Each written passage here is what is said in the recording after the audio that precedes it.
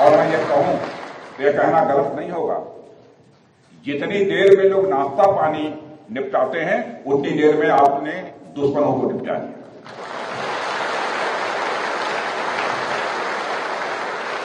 आपने दुश्मनों की जमीन पर जाकर आपने मिसाइलें गिराई है।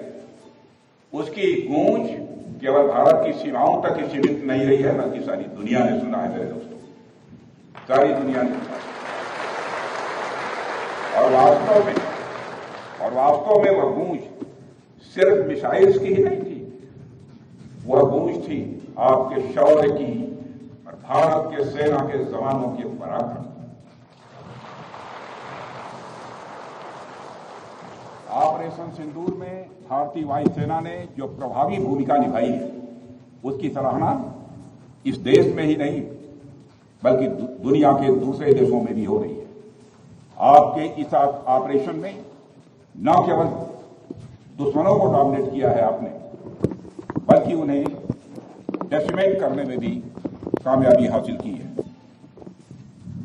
आतंकवाद के खिलाफ चलाए गए इस अभियान को नेतृत्व हमारी एयरफोर्स ने किया, और हमारी एयरफोर्स एक ऐसी स्काई फोर्स है जिसने अपने शौर्य, पराक्रम और प्रताप से आसमान की नई और बुलंद ऊंचाइयों को भी छू लिया है। मैं chief air marshal AP Singh को भी इसके लिए मैं बधाई देना चाहता हूं, उनके पूरे ऑफिसर्स, उनके पूरे टीम, उनके सारे जवानों को भी मैं बधाई देता हूं। और साथियों, कोई छोटी बात नहीं है कि हमारी एयरफोर्स की पहुंच पाकिस्तान के हर कोने तक है, और यह बात पूरी तरह से साबित हो चुकी है तो हमारी तीनों फोर्सेस की, लेकिन आज एयरबेस पर आए हूं इसलिए मैं इसकी चर्चा कर रहा हूं। और आज स्थिति यह है कि भारत के फाइटर प्लेन बिना सरहद पार किए ही यहीं से उनके हर कोने तक सीधा प्रहार करने में पूरी तरह से सक्षम है। और पूरी दुनिया ने देख लिया है कि कैसे आपने पाकिस्तान की धरती पर मौजूद आतंकवाद के 9 ठिकानों को ध्वस्त कर दिया। बाद में की गई कार्रवाई में उनके अनेक एयरबेस भी तबाह कर दी है। ऑपरेशन सिंदूर के दौरान इंडियन एयरफोर्स ने केवल पराक्रम ही नहीं दिखाया है, बल्कि पूरी दुनिया के सामने प्रमाण भी दिया है। प्रमाण इस बात का कि अब भारत की युद्ध नीति और टेक्नोलॉजी यानी तकनीक भी दोनों बदल चुकी है। आपने प्रधानमंत्री मोदी जी के नेतृत्व में नए भारत का संदेश पूरी दुनिया तक इस बार पहुंचा दिया है।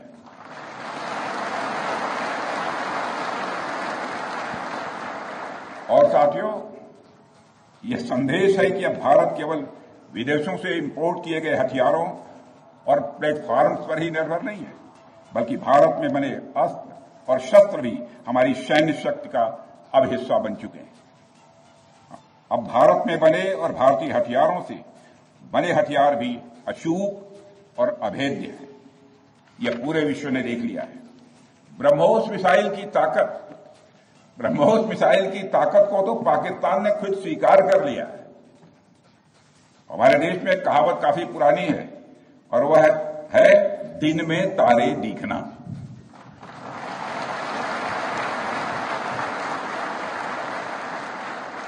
मगर भारत में बनी ब्रह्मोस मिसाइल ने पाकिस्तान को रात के अंधेरे में दिन का उजाला दिखा दिया है। रात के अंधेरे में दिन का उजाला दिखा दिया है। भारत के जिस एयर डिफेंस सिस्टम की तारीफ हर तरफ हो रही है, उसमें डीआरडीओ द्वारा बनाए गए आकाश और अन्य राडार सिस्टम की जबरदस्त भूमिका रही है। साथियों, कई स्थानों पर हमारे नागरिक दुश्मन के ड्रोन आते देख भाग नहीं रहे थे, बल्कि हमारे एयर डिफेंस सिस्टम के हाथों उनको मार गिराने की वीडियो बना रहे थे।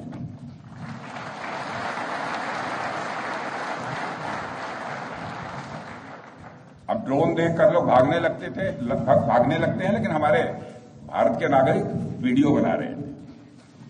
साथियों, आपने पाकिस्तान में मौजूद टेरर इंफ्रास्ट्रक्चर के खिलाफ प्रभावी कार्रवाई की है, मगर पाकिस्तान फिर से इस कोशिश में लग गया है कि ध्वस्त हुए आतंकी ढांचे को फिर से खड़ा किया जाए।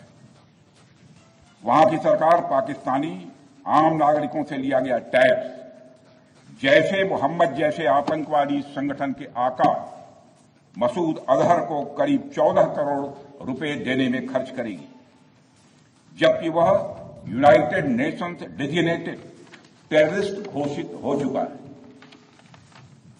इतना ही नहीं, लश्कर-ए-तोयबा और जैश-ए मोहम्मद के मुरूद के और बहावलपुर स्थित टेरर इंफ्रास्ट्रक्चर को फिर से खड़ा करने के लिए पाकिस्तान सरकार ने आर्थिक सहायता देने की घोषणा की है, लेकिन निश्चित रूप से इंटरनेशनल मॉनेटरी फंड से आने वाले $1 बिलियन के बड़े हिस्से को टेरर इंफ्रास्ट्रक्चर को फंड करने में इस्तेमाल होगा, ऐसा मेरा मानना है। क्या यह इंटरनेशनल मॉनेटरी फंड IMF द्वारा, जो कि एक इंटरनेशनल ऑर्गेनाइजेशन है, उसके द्वारा इनडायरेक्ट फंडिंग इसे नहीं माना जाएगा? मैं दुनिया के लोगों के सामने यह सवाल रखना चाहता हूं। इसलिए मैं मानता हूं कि आज के समय में पाकिस्तान को किसी भी तरह की आर्थिक सहायता टेरर फंडिंग से कम नहीं है। भारत यही चाहेगा कि IMF पाकिस्तान को अपनी $1 बिलियन की असिस्टेंस पर वह पुनर्विचार करे और आगे भी किसी भी तरह की सहायता देने से IMF परहेज करे। भारत नहीं चाहता जो फंडिंग हम IMF को करते हैं वह डायरेक्ट या इनडायरेक्ट किसी भी तरीके से पाकिस्तान या किसी भी देश में टेरर इंफ्रास्ट्रक्चर को बनाने में वह इस्तेमाल की जाए। हम नहीं चाहते। साथियों, अब यह स्पष्ट हो गया है कि पाकिस्तान में आतंकवाद और वहां की सरकार का चोली दामन का संबंध है। स्टेट और नॉन स्टेट एक्टर के बीच का नकाब अब पूरी तरह से उतर चुका है।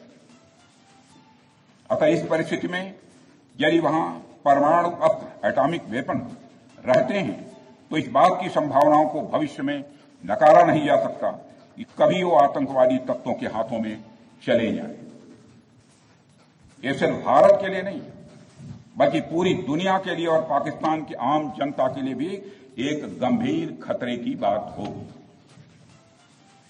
सारे विश्व और खासकर पाकिस्तान की आवाम को यह समझना होगा कि वो कितने बड़े खतरे के मुकाम पर बैठे हैं। वो एक ऐसे बारूद की ढेर पर बैठे हैं जिसके चारों तरफ माचिसें आपस में लड़ते हुए लोग हैं। इस हालात के लिए पाकिस्तान की फौज को संदेश देना चाहूंगा, कागज का है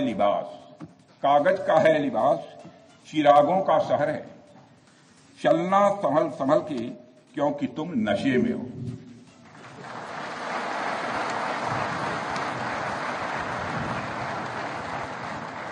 साथियों, अभी आपने जो पराक्रम दिखाया है उसकी चर्चा पूरी दुनिया में हो रही है। जैसा मैंने पहले भी कहा, आज भारत को वैश्विक मंच पर जो सम्मान मिल रहा है उसकी बुनियाद में यदि कहा जाए साफ तौर पर तो वह है आपका पराक्रम। और यही